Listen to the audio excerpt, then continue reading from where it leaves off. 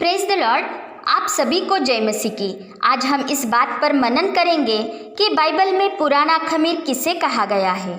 पौलुस के सुनने में यह आया था कि कुरिन्थ की कलीसिया में व्यभिचार हो रहा है, और ऐसा व्यभिचार जो अन्य जातियों में भी नहीं होता था, और कलीसिया उसे गंभीरता से नहीं ले रही थी और न ही वो खेदित हुई थी। इस कारण पौलुस अपनी पत्री में उन्हें कहता है, तुम्हारा घमंड करना अच्छा नहीं। क्या तुम नहीं जानते कि थोड़ा सा खमीर पूरे गूंदे हुए आटे को फुला देता है, उसे खमीरी कर देता है। जो मनुष्य व्यभिचार करता है, चोरी डकैती करता है, लूटपाट करता है, नशा करता है, डाह करता है, बैर रखता है, किसी पर अन्याय अत्याचार करता है और इन जैसे कई सारे देह के बुरे काम करता है और उसके गंभीर परिणामों की वो जरा भी परवाह नहीं करता, परंतु उन पर वो घमंड रखता है, तो वो घमंड उस खमीर की तरह होता है जो सारे सने हुए आटे को फुला देता है। अर्थात चाहे उसका बुरा काम उसके हिसाब से प्रमाण में थोड़ा सा ही क्यों न हो, परंतु वो उसके पूरे शरीर को भ्रष्ट कर देता है, जिससे उसका आत्मा भी भ्रष्ट होने लगता है और ऐसा व्यक्ति जीवन से परे हो जाता है, क्योंकि पाप का वेतन मृत्यु है और देह के कुकर्म करने वाले परमेश्वर के राज्य के वारिस न होंगे। पौलुस यह सब अपनी कलीसिया को, जो भीतर वाले हैं और प्रभु का नाम लेते हुए चलते हैं, उन्हें कह रहा था, ताकि वे अपनी कलीसिया से दुष्टता को, अधर्म को बाहर करें और न्याय करें। क्योंकि वो कहता है, बाहर वालों का न्याय परमेश्वर करता है, पर क्या तुम भीतर वालों का न्याय नहीं करते? अर्थात उचित अनुचित बातों को तुम अलग नहीं करते, ऐसा वो कहना चाहता है। कलीसिया से दुष्ट बातों को, अधर्म को दूर तो नहीं करना, बल्कि उस पर घमंड रखना, यह कलीसिया को शोभा नहीं देता। इसलिए वो उस कलीसिया से कहता है, मैं शरीर से तुमसे दूर हूँ, परंतु आत्मा में तुम्हारे बीच उपस्थित हूँ। इसलिए मैं यह निर्णय ले चुका हूँ, जब तुम और मेरा आत्मा हमारे प्रभु यीशु की सामर्थ के साथ इकट्ठे हो, तो ऐसा मनुष्य हमारे प्रभु यीशु के नाम से अपने शरीर की वासना के विनाश के लिए शैतान को सौंपा जाए, ताकि उसका आत्मा प्रभु यीशु के दिन उद्धार पाए। अर्थात अपनी कलीसिया से दुष्टता को, अधर्म को बाहर निकालने की बात वो कर रहा था। यह पौलुस का अपनी कलीसिया के अगुवा के तौर पर लिया गया निर्णय था, जो उसने पवित्र आत्मा की अगुवाई में अपने विवेक भाव से लिया था।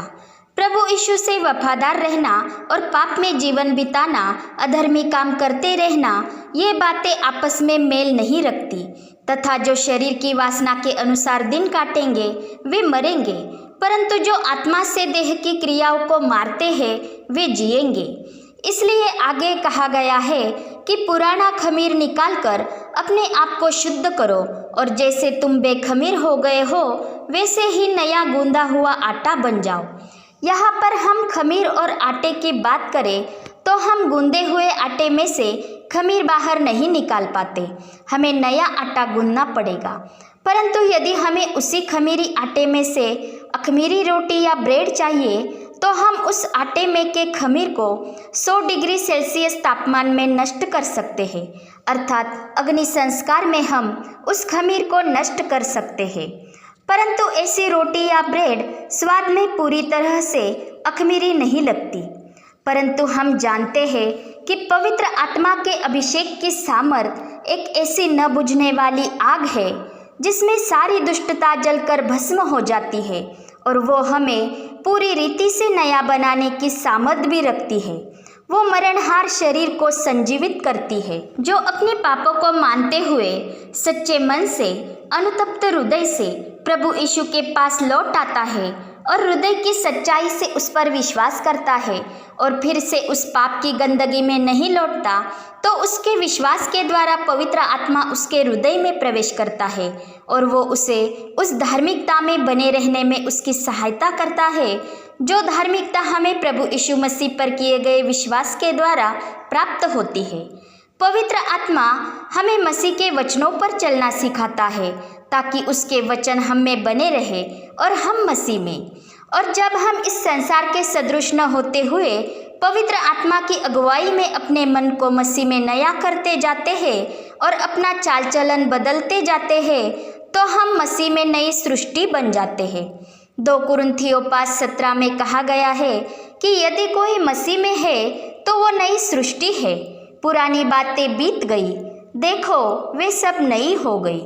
अब हमारा शरीर पाप के लिए मरा हुआ है और हम परमेश्वर के लिए मसीह यीशु में जीवित हुए हैं। इसलिए वचन कहता है, यदि मसीह हम में है तो देह पाप के कारण मरी हुई है, परंतु आत्मा धार्मिकता के कारण जीवित है। अब हम पाप के हाथ बिके हुए उसके दासत्व में नहीं, अब हम मसीह में स्वतंत्र हैं। हम अनुग्रह के अधीन हैं, जिस कारण पाप की प्रभुता हम पर नहीं होती और विश्वास के द्वारा उस अनुग्रह तक हमारी पहुंच हुई है, जिससे हमारा मसीह यीशु में पिता परमेश्वर के साथ मेल मिलाप हुआ। इसलिए हमें उसमें ही बने रहकर परमेश्वर की महिमा की आशा पर ही घमंड रखना है, न कि इस बाह्य रूपी शरीर पर, क्योंकि यह शरीर हमने अर्जित नहीं किया है, यह तो हम में से हर एक को परमेश्वर की इच्छा के अनुसार प्राप्त हुआ है, जिसमें परमेश्वर ने हमारे आत्मा को सुरक्षित रखा है, जो आत्मा हमारे देह में बसे हुए पाप के कारण नाश होने वाला था, परंतु प्रभु यीशु मसीह ने हमारे पापों के बदले अपने ही देह का एक ही बार का बलिदान क्रूस पर चढ़ाया और हमें पाप, श्राप और मृत्यु से छुड़ाया और अपने लहू से हमारे शरीर को मोल लिया और हमारे विश्वास के द्वारा हमें सेंतमेंत धर्मी ठहराया और उसी बलिदान के द्वारा हम पवित्र किए गए हैं और उस एक ही चढ़ावे के द्वारा पवित्र होने वाले सर्वदा के लिए सिद्ध कर दिए गए हैं। इसलिए अब हमारा यह शरीर पवित्र आत्मा का मंदिर है। यह शरीर प्रभु की महिमा के लिए है, परमेश्वर की दृष्टि में भले काम करने के लिए है, एक दूसरे की सहायता करने के लिए है। हम सब विश्वासी मिलकर मसीह की देह है और अलग अलग उसके अंग है और हम आपस में भी एक दूसरे के अंग है। इसलिए हमारा इस शरीर की बातों पर मन लगाना और उस पर घमंड रखना व्यर्थ है। वो पुराना खमीर है। पुराना खमीर उस पिछले चाल चलन के पुराने मनुष्यत्व को दर्शाता है, जो भरमाने वाली अभिलाषाओं के अनुसार भ्रष्ट होता जाता है। उसे हमें उतार डालना है और उस नए मनुष्यत्व को पहन लेना है, जो परमेश्वर के अनुसार सत्य की धार्मिकता और पवित्रता में सृजा गया है। और इस तरह हमें उस पुराने खमीर को निकाल देना है और पवित्र आत्मा की प्रेरणा से चलना है, उसकी अगुवाई में अपने मन के आत्मिक स्वभाव में नए बनते जाना है। और जिस तरह पुराने नियम के अनुसार पुराना खमीर निकालकर अखमीरी रोटी से फसह का पर्व मनाया गया, उस तरह आज हमें आप ही बेखमीर होकर नया गूंदा हुआ आटा बन जाना है, क्योंकि हमारा फसह का मेमना जो मसीह यीशु उसके देह का एक ही बार का बलिदान हो चुका है। क्योंकि जब मेमने का लहू उन इस्राएलियों के निमित्त चिन्ह ठहरा जो मिस्र के दासत्व में थे, और उस लहू को देखकर परमेश्वर ने उन्हें विपत्ति से और नाश होने से बचाया तथा मिस्र के दासत्व से सही सलामत छुड़ाया, तो उस मसीह यीशु का, जिसने अपने आप को सार्वकालिक आत्मा के द्वारा परमेश्वर के सम्मुख निर्दोष चढ़ाया, उसका लहू हमारे विवेक को मरे हुए कामों से क्यों न शुद्ध करेगा। उस लहू से ही हम पाप के दासत्व से मुक्त हो जाते हैं। उस लहू से ही परमेश्वर ने हमसे नई वाचा बांधी है। और जब हम अपने पापों को मान लेते हैं और उसका पुत्र यीशु मसीह के लहू से सारे पापों से और अधर्म से शुद्ध हो जाते हैं, तो उस लहू को देखकर परमेश्वर हमें अपने क्रोध से बचाए रखेगा। सो आज हमें बुराई और दुष्टता के पुराने खमीर को निकालकर अपने आप को शुद्ध करके सीधाई और सच्चाई की बेखमीर रोटी से इस पर्व में आनंद करना है। पिता परमेश्वर का प्रेम, प्रभु यीशु मसीह का अनुग्रह और पवित्र आत्मा की सहभागिता हम सभी पर बनी रहे। आमीन।